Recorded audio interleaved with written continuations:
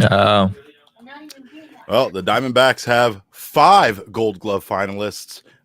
Which of the guys has the best chance of taking home the award? We're talking about it in 30 seconds. Don't go anywhere.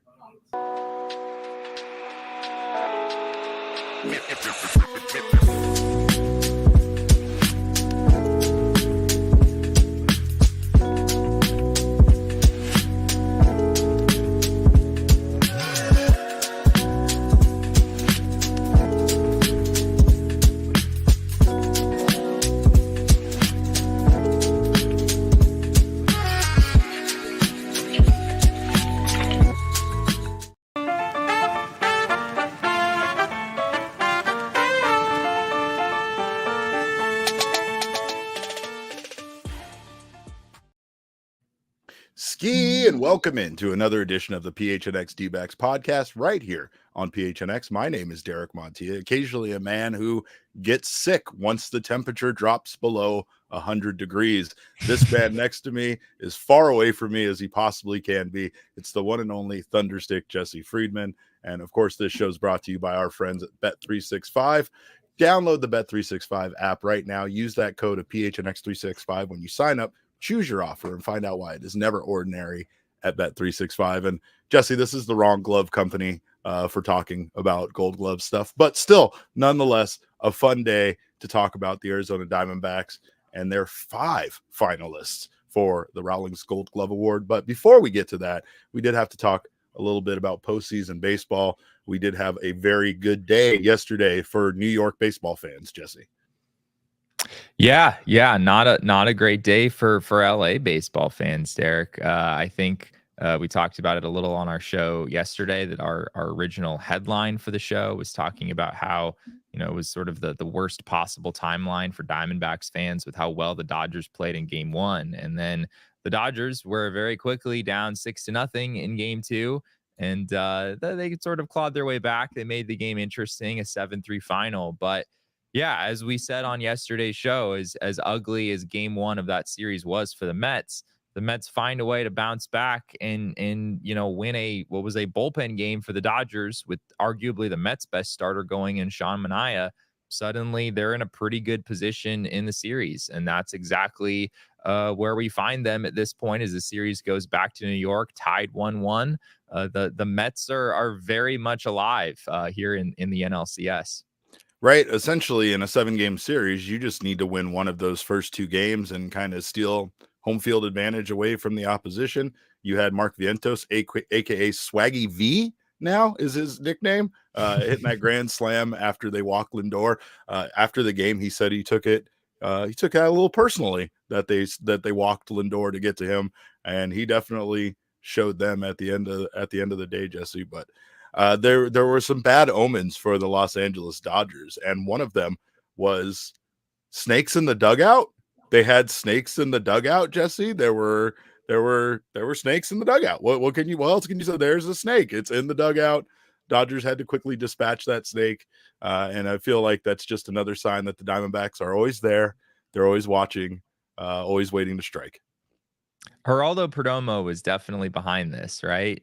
He absolutely was. He absolutely was. I mean, after the way the Diamondbacks handed the Dodgers their asses in the NLDS last year, that can't be a good sign for you as a Dodger player to see a snake in your dugout. No, I wouldn't think so. And as someone who I haven't lived for a super extended period of time in Southern California, but I did go to college in the area, and I don't really remember snakes being like Seems rare. a thing. I mean, Seems rare. I guess you could find a snake if you looked hard enough just about anywhere, but I don't know, Derek.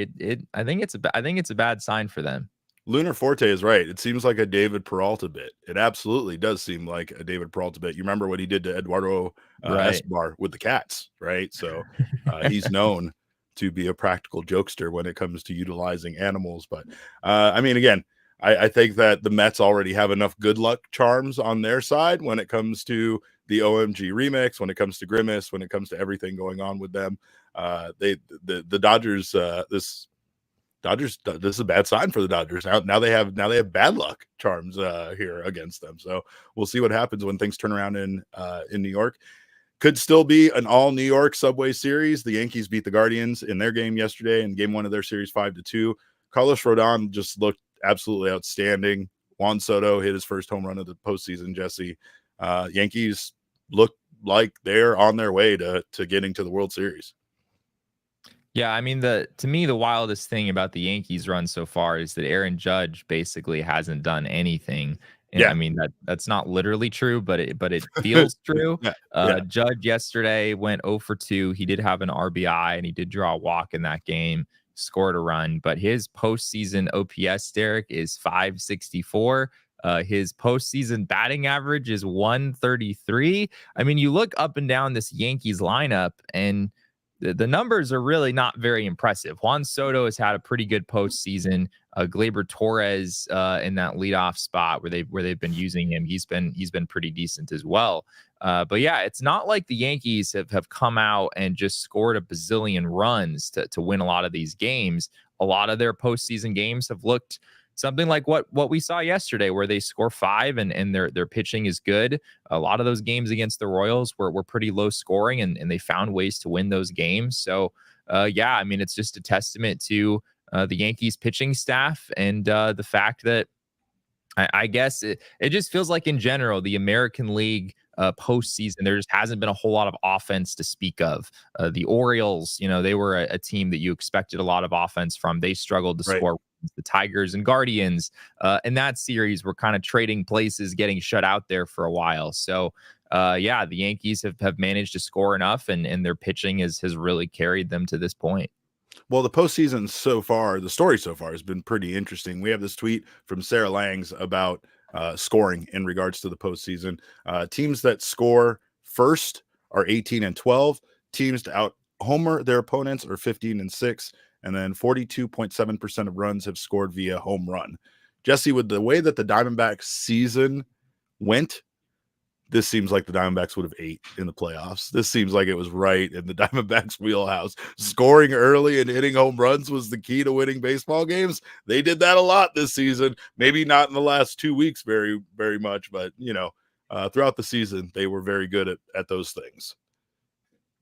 Yeah, I mean, we've talked about it a lot. Like, if the Diamondbacks had found a way to get to October, they really could have done some damage there, right? I mean, you don't know exactly what it would have looked like, but if the Diamondbacks had, wound up in that 6th seed in the National League, it wouldn't shock me if they were in the position that the Mets are in right now, right? I mean, the Mets are in that 6th seed. As we've discussed, whatever team gets the 6th seed in the National League just seems to have this automatic ticket to the World Series. Maybe that manifests itself yet again with the Mets having evened up the series against the Dodgers in the NLCS. And I think for me, like, as a baseball fan in general, I think you have to root for the Guardians and appreciate what they've managed to do. But the reality is, even as someone who doesn't necessarily love the big market narratives that kind of dominate baseball from time to time, if you had a World Series that was Yankees Dodgers or Yankees Mets, it would objectively be pretty good for the sport, right? I think the ratings on either of those matchups would be phenomenal. Not to say they'd be terrible if the Guardians made it instead, but I have a feeling that folks in the commissioner's office might have a bit of a rooting interest in the ALCS right now. Well, yeah, and it was like last year with the Texas Rangers and the Diamondbacks meeting in the World Series. I mean, that's fun. That's exciting, especially considering where those two teams were at just 2 seasons earlier. And, just the fact that, the Rangers were there doing it for the first time, right? I'm here remember yesterday, everyone was saying my fantasy football team is the Texas Rangers. So I just leaned into it with this shirt today, Jesse. But I mean, yeah, that I think for all intents and purposes, that wasn't a great World Series as far as ratings would go, or as far as the ratings were the worst of any World Series ever, if I'm not mistaken. Which, I mean, the numbers have kind of generally trended down, so it wasn't way lower than previous seasons. But yeah, D-backs Rangers was not exactly gonna, that wasn't gonna command as many headlines as the Subway Series or Dodgers Yankees could this year. Not even close. Well, and even even the Mets are like an underdog, but they're not a real underdog. And they just have this great story kind of going with them. And, again, it's also the Dodgers, right? You have Ohtani, you have Mookie Betts, you have Freddie Freeman. There's a lot of stories just on that team. And, it does. It feels like overall, it doesn't matter who gets in, but it feels like the Guardians is the one that somehow would make it less interesting, right?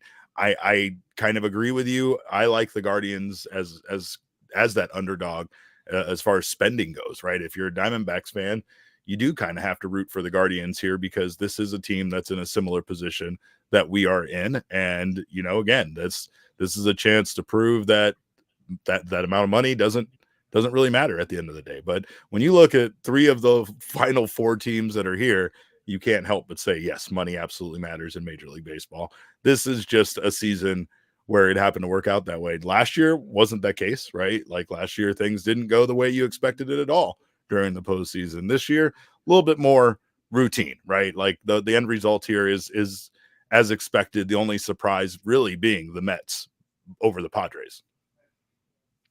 Yeah, I mean, I'm still a little bit floored by the fact that the Padres lost that series. It just it felt, I guess maybe too many people were jumping on the Padres bandwagon and picking them to win the World Series. Yeah.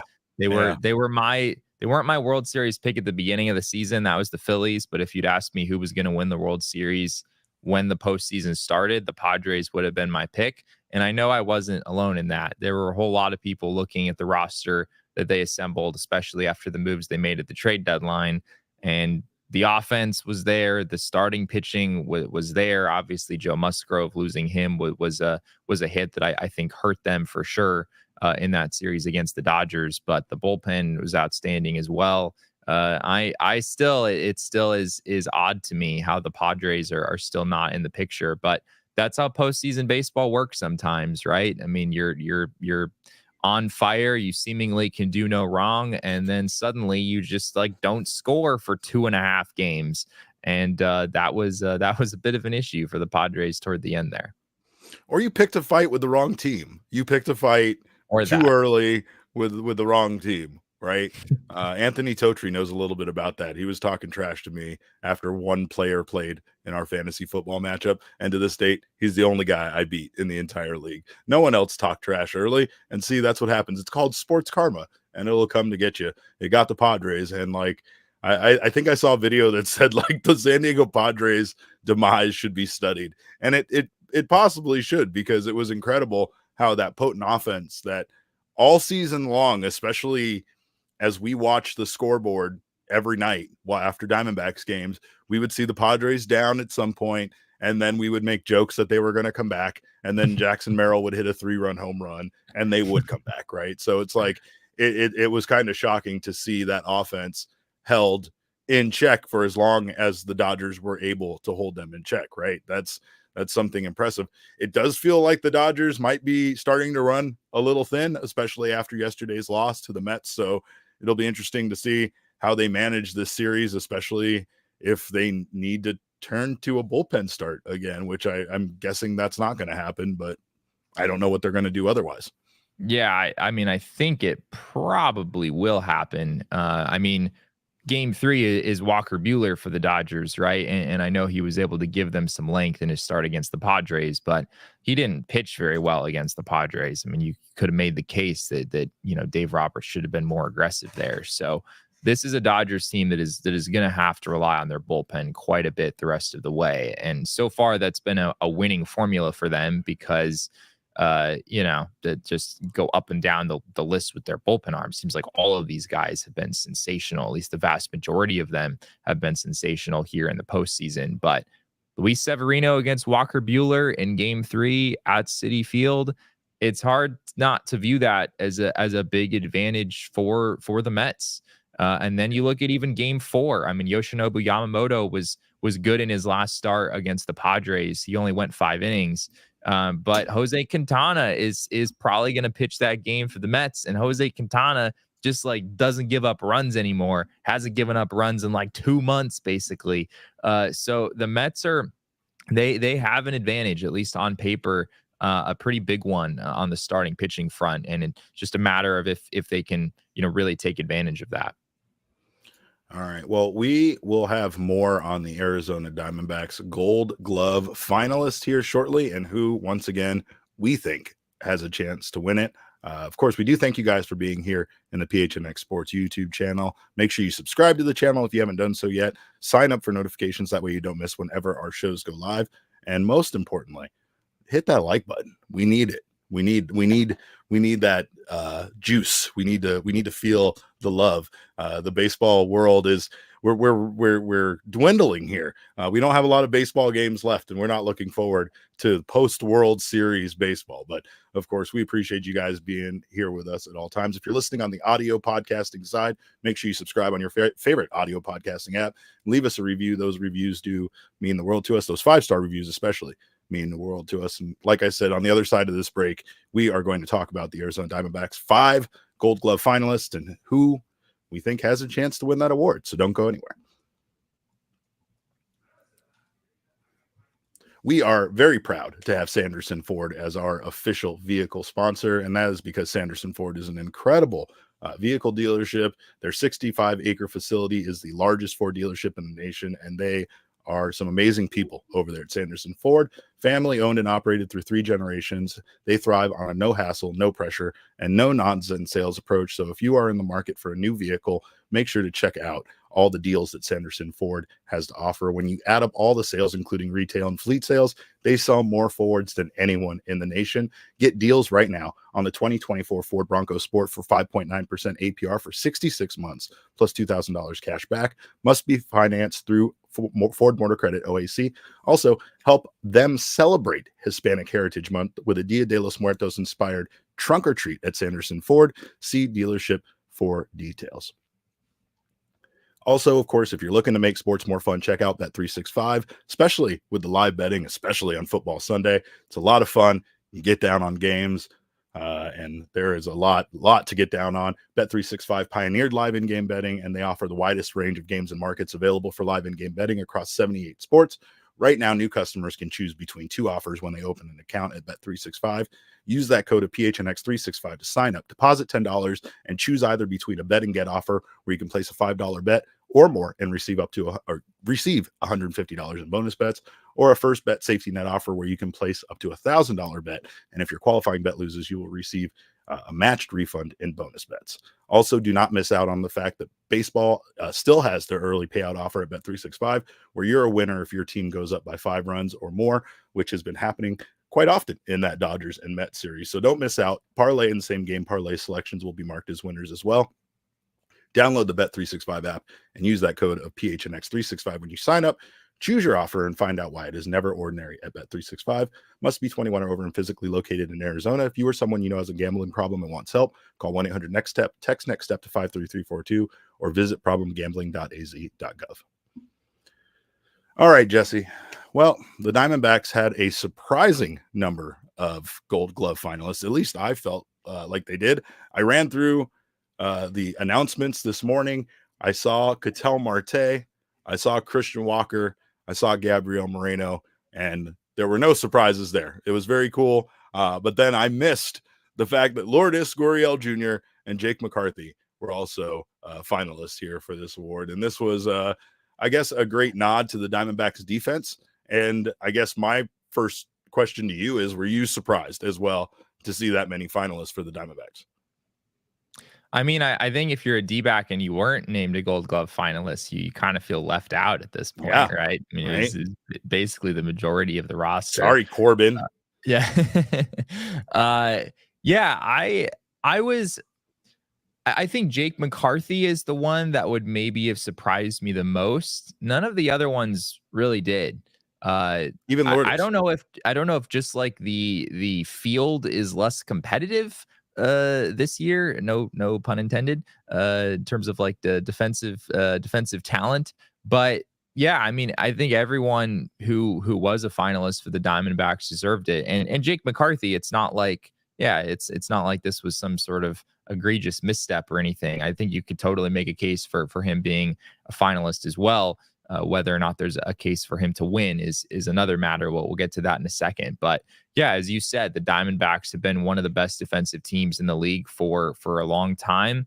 And this was another season where they excelled on that side of the ball. They had a sound defender at every position on the diamond, as they pretty much always do. And they also had some players who really stood out and were elite this season.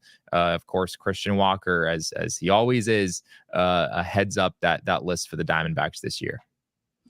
Well, and Christian Walker right out of the gate seems like a no-brainer. We know Christian Walker always is head and shoulders above the rest of the first baseman in Major League Baseball. And it seems like once again, we should see Christian Walker get the Gold Glove Award.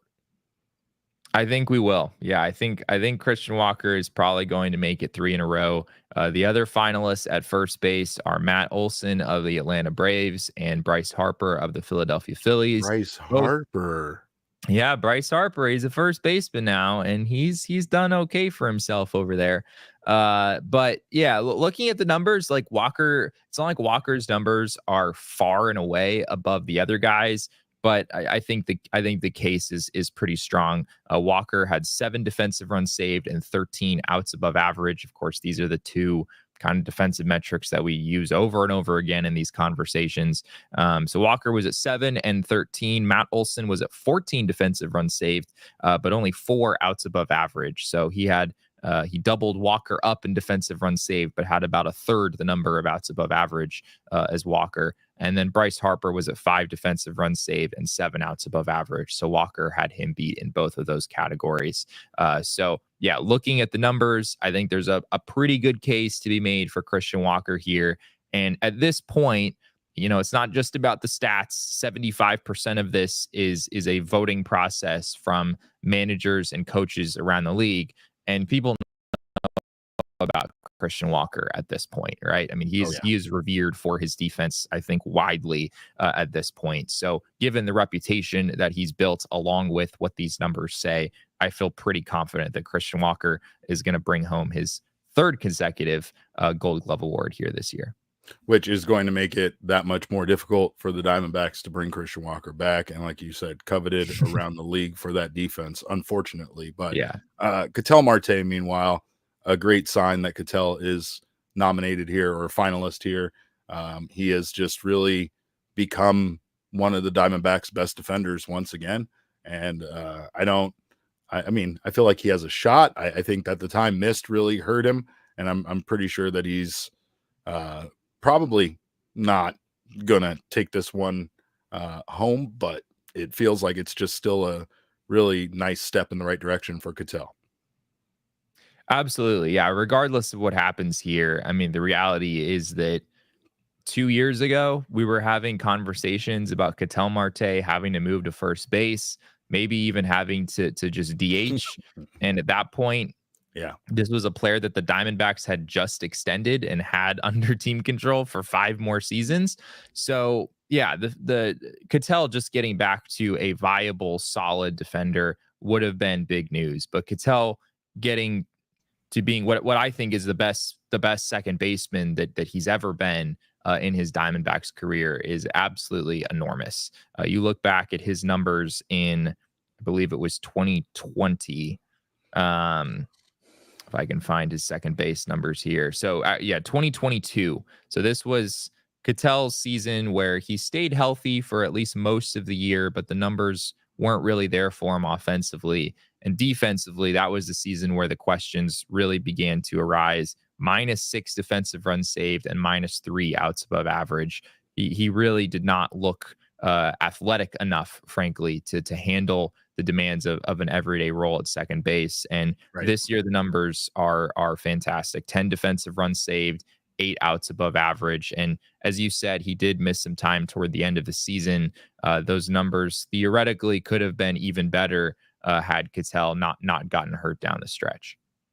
Yeah, and I feel like that's the story with a lot of these guys is that the missed time impacts their ability here. Christian Walker still leads his, leads the first baseman defensively, even with the missed time. But Ketel Marte has a tough, a tough competition there with Bryce Terang.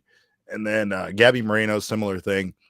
Great great catcher. Obviously, we're really excited that he's a finalist, but it's hard to believe that he can kind of overcome the time missed here compared to some of his competition here in Patrick Bailey and Will Smith. Yeah, just to put a bow on Ketel's situation, I agree with you. I think Bryce Terang is probably going to win that award. Terang was at 21 defensive runs saved and 6 outs above average. So Ketel has a slight lead on the outs above average front, but Bryce Terang more than doubled him up in DRS. Bryson Stott also in that conversation. I think Ketel has better defensive metrics than Stott, but it looks like Terang is probably going to be the winner there. As far as catcher is concerned, Patrick Bailey is going to win. I'm just going to say it right now. Yeah. At least if Patrick Bailey did not win the Gold Glove Award, I know last year there was a bit of an uproar in San Francisco. The Gabby Moreno won it over Patrick Bailey. This year there would be a full-on riots in the streets, and it would be hard to argue with Giants fans. Patrick Bailey had one of the most, at least according to what the numbers say, Patrick Bailey was one of the most valuable defenders in all of baseball this year. 20 defensive runs saved. He was -1 in blocks above average, so I guess that was the one aspect of his game that doesn't grade out extremely well. But 9 caught stealing above average. He was at 16 framing above average, baseball savants metric there, which is outstanding. He was 100th percentile in framing. And Gabby Moreno, his numbers are solid across the board, but Patrick Bailey has him beat by a pretty wide margin.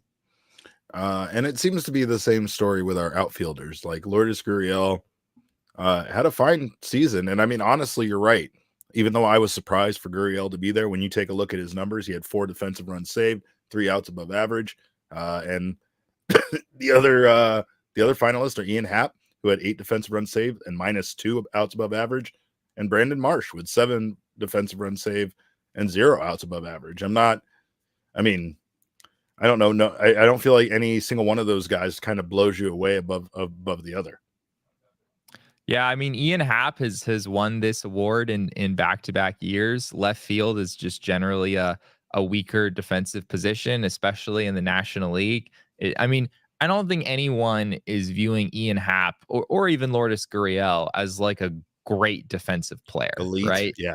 Yeah, we're not. That's not really the conversation we're having here. No. Unfortunately, with the way that the Gold Glove is done in the outfield, you wind up with several center fielders who are certainly more deserving not getting anything, because we have an award that we give for center field, we have an award that we give for left field, and then we have an award for right field as well. Yeah. So, but then the best outfielders play center field. So then there's just kind of like this. Teams are going to put they're going to put their best options in center, which obviously makes sense. So, it's kind of a flawed award, frankly, in some ways. It's not like the 3 Gold Gloves in the outfield go to the best 3 outfield defenders. That's just not the reality of the situation. But in left field, Lourdes did have a good season, and I think he has a legitimate shot to win this thing. As you mentioned, the numbers don't really favor any particular player over any of the others in an obvious way. Lourdes does have the lead in outs above average, with 3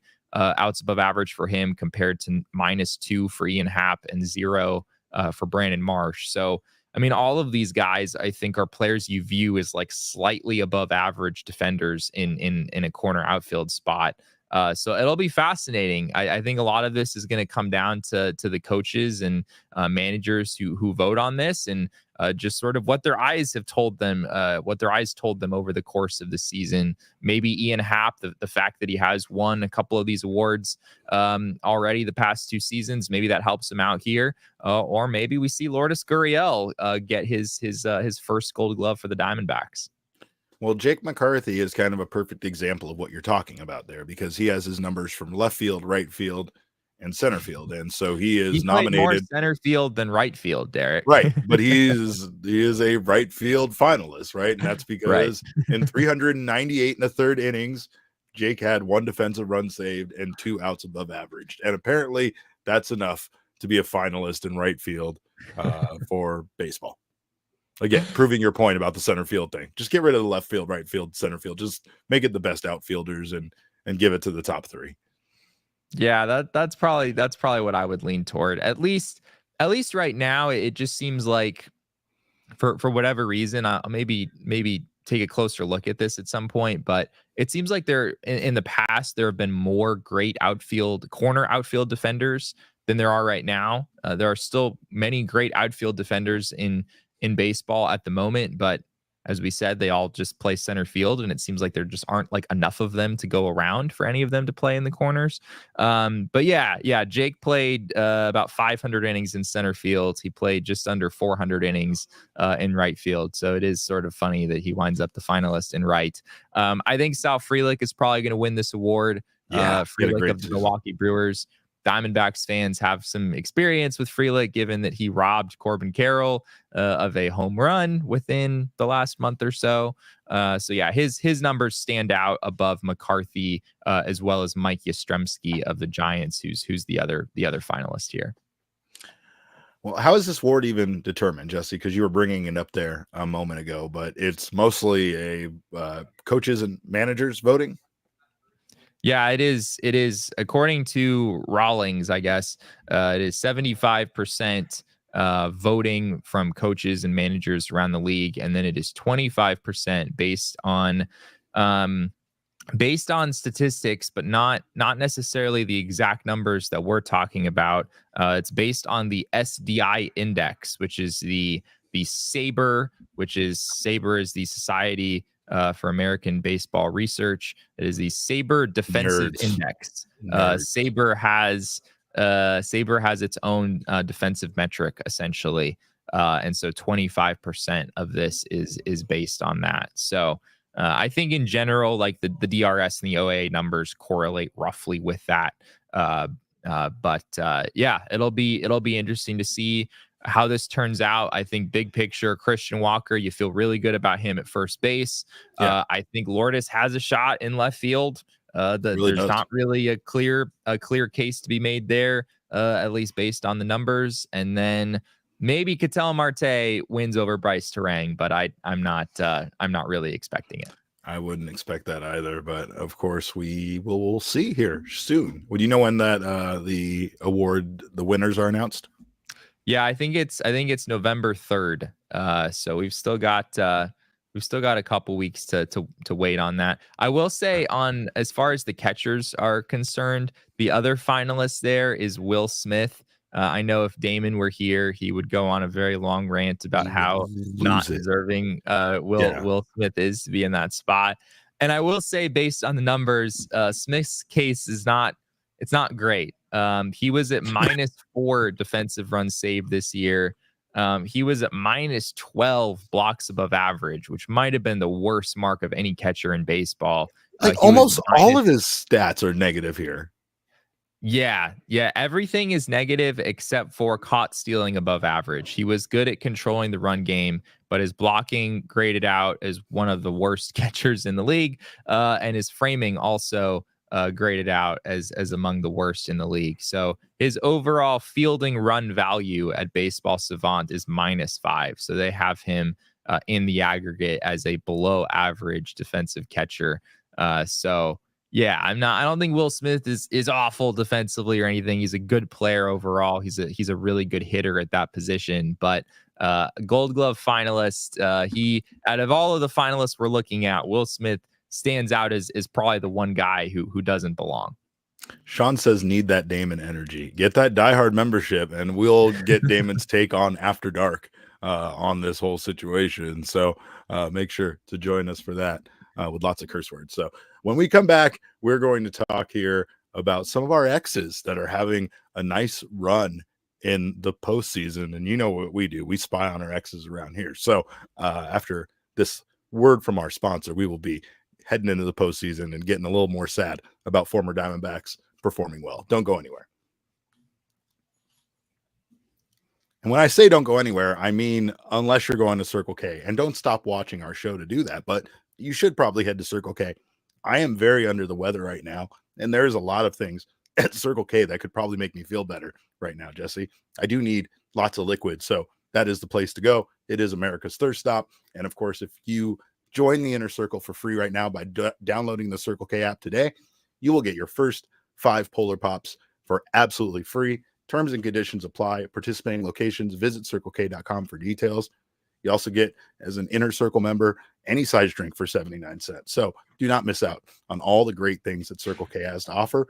Also, fill up your car with gas. It's it's nice outside. Maybe take a road trip. You'll save 25 cents per gallon on your first 5 fill-ups and save 3 cents per gallon every day after that. So again, stopping by Circle K for a road trip, it's the smart move. It is America's thirst stop.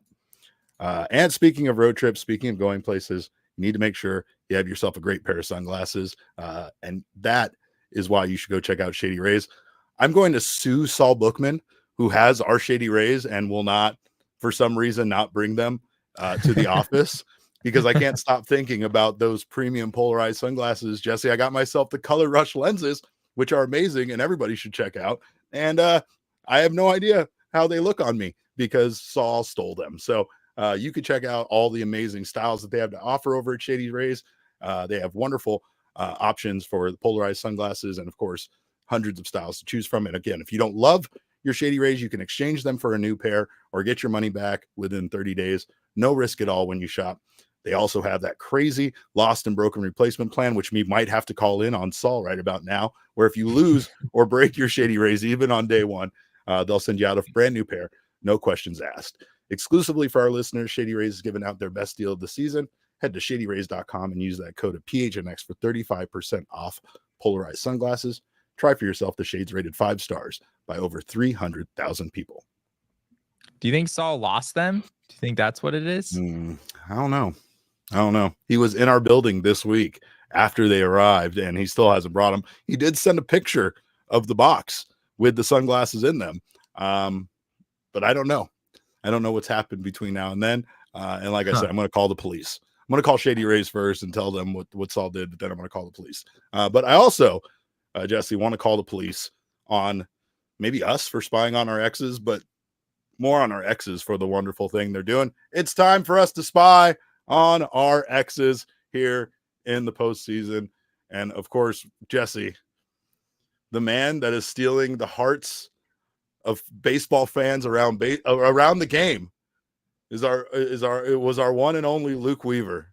Luke Weaver is just, we knew he was adorable. We knew he was an incredible personality, but now that he plays for the Yankees, everybody gets to see it. Yeah, I mean, I think Luke Weaver has single-handedly saved New York, the entire state at this point, because the Yankees went through some issues with their bullpen, specifically the back end of that bullpen, and Luke Weaver has come in and not only been an effective back end arm for them, but been their closer. And he had a great regular season. He had a 2.89 ERA in the regular season through 84 innings out of the bullpen for the Yankees. So he was a guy that they were often using for more than 3 outs. And then, here in the postseason, Luke Weaver is 4 for 4 in save opportunities. He got 5 outs in the game yesterday. He has been really just dominant. And I think more than anything else, this is just a testament to the Yankees and the fact that they can pick up basically any pitcher they want and turn them into an effective reliever. Luke Weaver had a 6.87 ERA last season in 21 starts with the Cincinnati Reds. He has become not just a good reliever, but one of the best in all of baseball. And he is a huge reason why the Yankees are in the position that they are right now. Well, similar to AJ Puck, it just didn't work out for him as a starter, but as a reliever, somehow he's just really found his groove. 2.89 ERA in 62 games out of the Yankees bullpen. And he was lights out for them. I think he pitched 1 2/3 innings yesterday. Incredible. He's just been incredible for the Yankees. Yeah, I think he changed up his changeup grip over the off season. The Yankees just sort of worked their sorcery, I guess, and fixed Luke Weaver. Part of me does wonder, when Luke Weaver was a member of the Diamondbacks, it's not there wasn't a ton of success there, but there was some when he first joined the team in 2019. he had a sub-3 ERA in 12 starts for the Diamondbacks. Right when they first acquired him, he wound up getting hurt, missing the rest of that season. But there were shades of promise when Luke Weaver was here. He generally struck out a pretty decent number of guys. He didn't really walk guys. Felt like the kind of pitcher that would figure it out eventually, and he just never really did for the Diamondbacks. Kind of makes you wonder in retrospect if maybe the Diamondbacks had tried to convert him into a single inning reliever. You know, maybe they could have found a way to turn Weaver into a valuable asset. I mean, it really is your nightmare, right? That a guy like this leaves your organization and goes somewhere else, and I mean, becomes what he became. But like you said, 6.87 ERA last year with the Reds. He wasn't looking at that point like the Diamondbacks regretted him not being part of the organization much any longer. But I mean, Yeah. it's baseball, right? Guys go through stretches. Another guy, well-known former Arizona Diamondback, or not Diamondback, but part of the Diamondbacks organization, Jazz Chisholm, who had an 825 OPS in 46 games after being acquired by the Yankees at the trade deadline. He hasn't been so great in the playoffs, but he did, I believe, deliver one big home run for this team so far. Yeah, his playoff numbers aren't great. He's 3 for 30, hitting 100 in the postseason for the Yankees. I mentioned earlier, a lot of their hitters have not done what you might have expected, but he was a really good pickup for them. Really good in the second half of the season after being acquired by the Yankees at the trade deadline. And I think for D-backs fans, like, there are no regrets with Jazz Chisholm. You got Zach Gallen for him. Yeah. You do that trade 100 times out of 100. But I'm curious from your standpoint, like, obviously you would still do the trade, but how much do you miss Jazz Chisholm? Like, how much when you're watching him do his thing for the Marlins and now the Yankees, are you like, yeah, it would have been cool if that guy had become a Diamondback? I mean, there is times, because he's one of those guys where, like, if he's on your team, you love him, and if he's not, you can't stand him, right? Because Probably. Yeah. he's got so much confidence, he's got so much swag, right? He's like one of those guys that I feel like exudes that to the point that it makes his teammates better, right? I just don't know how he would have fit in here, and when I look at the pieces that are there, I don't know where he would have played. I like, there's a lot of questions I have about, you know, how he would have fit in the Diamondbacks organization. So I haven't really lost sleep thinking about Jazz Chisholm not being part of the Diamondbacks. Like you said, when the return was Zach Gallen, it's hard for you to look back at any point, especially considering what this team did last postseason, and say that was a mistake or a failure or something they shouldn't have done, right? I mean, you're going to have moments, right? You're going to have times where Gallen's struggling and Chisholm's playing out of his mind, that in that week or in that month, you're like, hey, I wish this wouldn't have happened. But when you look at the overall body of work, it's hard not to, you know, appreciate Gallen and how much he's done for the Arizona Diamondbacks. It's like Paul Sewald, right?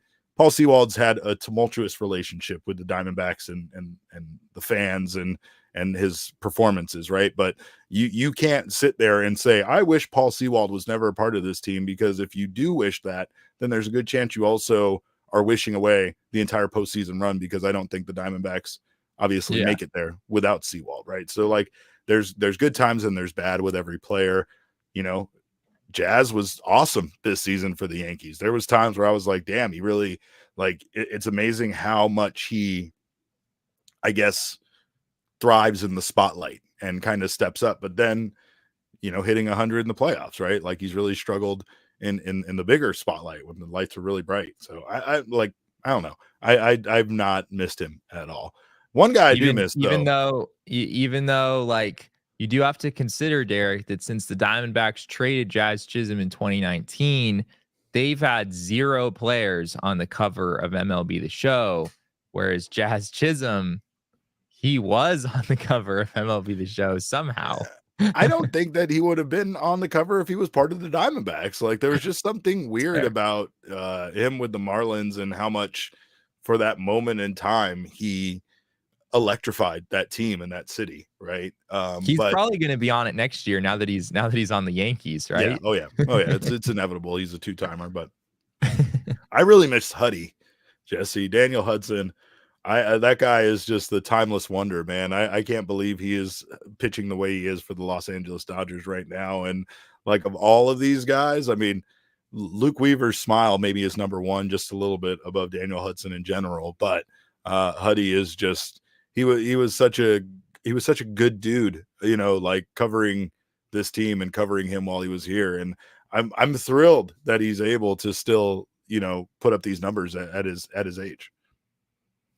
We talked about it the other day, right? Like, it's going to be 2054 and Daniel Hudson is still going to be pitching the 8th inning for the Dodgers, right? For the Los Angeles Dodgers. Yeah, he's 38 years old. And yeah, I mean, obviously Huddy has been with the Dodgers for a while, so maybe the affections the Diamondbacks fans once had have since gone by the wayside. But yeah, in the big picture, Daniel Hudson is a really good story, right? He had Tommy John surgery.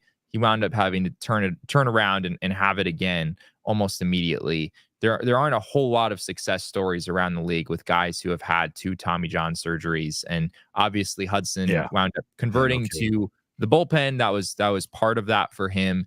But still, on after having 2 Tommy John surgeries, to find a way to be a back end relief pitcher, a pretty good back end relief pitcher through the age of 38 is really impressive. So yeah, he continues to do his thing. And again, I will not be surprised if he just keeps signing 1-year deals with the Dodgers until the end of time. Yeah, no, that wouldn't be surprising at all.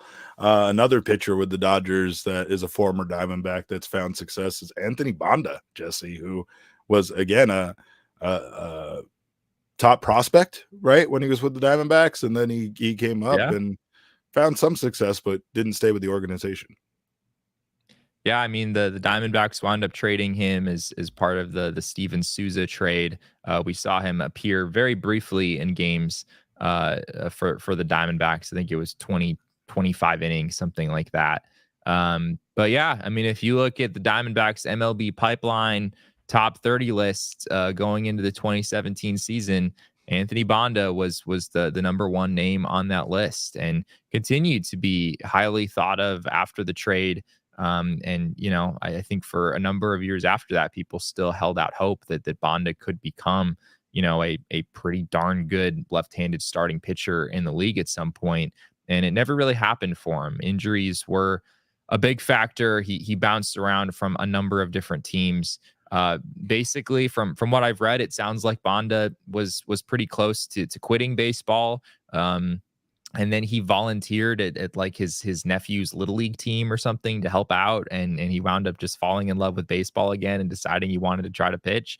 And much like the Yankees, the Dodgers just have this way of getting the most out of guys and, you know, turning pitchers who've never really had any success into, you know, really solid relief arms. And that's what he's been for the Dodgers really this entire season and in the playoffs. He's not allowed to run in any of his innings in the playoffs so far. So yeah, maybe this one's a little bit of a sore point for D-backs fans, but yeah, an impressive, cool story nonetheless.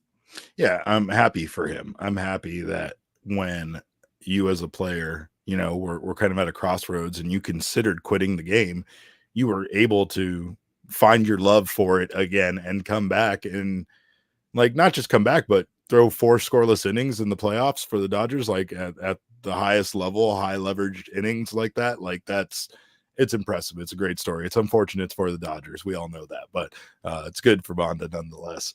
And last but not least is Stephen Vogt, Jesse, who we all hold a special place in our heart as former Arizona Diamondback, now in his first year as the manager for the Cleveland Guardians, and he leads this team to the ALCS. And it's impressive once again, considering that he comes from this organization and he was kind of able to do something similar as to what the Diamondbacks were able to do and get that team with that payroll as far as he was able to do and get them, you know, to win their division. Yeah, what a year for Stephen Vogt, right? I don't know exactly what the manager of the year tally will wind up being in the American League, but you have to believe that Stephen Vogt's name is going to be up there. The Guardians coming off a a down year last season and finding a way not only to make the playoffs but to go on the run in the playoffs that they've gone on. Stephen Vogt is heard nothing but good things about him from his time in Arizona. Obviously, the D-backs got him a little bit past his prime. He wasn't hitting 20 homers a season at that point of his career, but he still had some good moments. I remember us watching him homer in his last at bat back when he was back with Oakland a couple of years ago. That was a really cool moment. Just a great guy all the way around. And he's only 39 years old. I mean, talk about Daniel Hudson. Stephen Vogt is 1 year older than Daniel Hudson. Is now an MLB manager. So it was a bold move by the Guardians. I mean, I have a lot of respect for the Guardians taking a guy who did not really have any experience.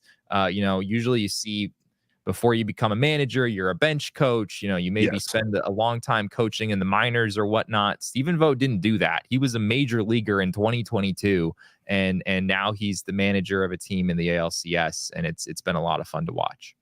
Well, and I mean, sometimes that's what you want, is someone that can still connect with the team. We've talked about that a bit, but that's one of Torey Lovullo's strengths. And of course, Stephen Vogt probably brings that as a manager, over there in Cleveland. He also, I don't know, he always seemed like he was a manager on the field, and I think as a catcher, sometimes you have to be that already. So, but you're right. It's an interesting hire. And so far it's paid off for them. It'd be interesting to see what they can do here against the New York Yankees. Piece of Yoshi is very mad at us right now, Jesse. He is saying this is JD Martinez erasure. He said just because he hasn't played doesn't mean he isn't here. We're spying on our exes. Okay, what, we have to give an update that he's not played? Like, no, these are updates on guys that have done stuff. All right, and we have Luke Weaver. I mean, JD's he's played some in the postseason, right? He went.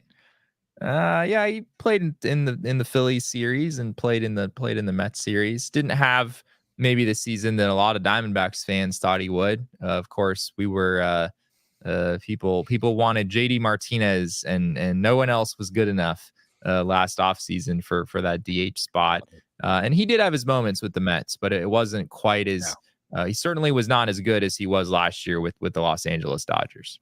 And Piz Yoshi is just screaming at us now in all caps. And we're just going to move on. You drove in a run in the wild card game, Jesse. Yeah. Well, fair enough. Fair enough. This is all we got now. So if you want to root for one of these guys, or maybe multiple of these guys in the playoffs, there's some former Arizona Diamondbacks for you to continue to root for. But sadly, no Tommy Pham. The Tommy Pham run is over at this point. Otherwise, we definitely would have included him here. Yeah, for sure. But we are going to be back tomorrow with a post-game show covering whatever happens in the postseason, as well as our first trip out as a family to an Arizona Fall League game. So make sure to join us tomorrow night after all of the fun for that show. In the meantime, we appreciate you guys stopping by. Make sure you follow all of us on Twitter. I'm at Cap_Caveman with a K. Jesse is at Jesse and Friedman. Our guy Kevin is at Kev Tom Writes. And again, you got to figure that out on your own. Also, make sure not to miss out on some of our wonderful events that we have coming up. We have so much cool stuff happening. We have Suns watch parties. We have our trivia night, which I apparently am hosting once again. I didn't blow it last time, Jesse, so I guess they want me to come back and host it again. But that's going to be on Thursday, November 7th at Chicken and Pickles. So make sure to join us for that. Sean screamed at us and said, no King Snake tomorrow. Got it. No, unless it's from an Arizona Fall League game and it's a Salt River Rafter. That's how we'll do that. We just won't make it any of these other teams. We got it, Sean, loud and clear. But of course, our show is at PHNX_DBacks, but all roads do lead to at PHNX_sports on Twitter, Instagram, and Facebook. We thank you again so much for your time. We appreciate you for stopping by. We will see you tomorrow night. In the meantime, hope you have a wonderful day. And remember, kids, baseball is fun, but it's so much more fun when you don't drink out of the same cup as your sick child. We all silly like the mayor.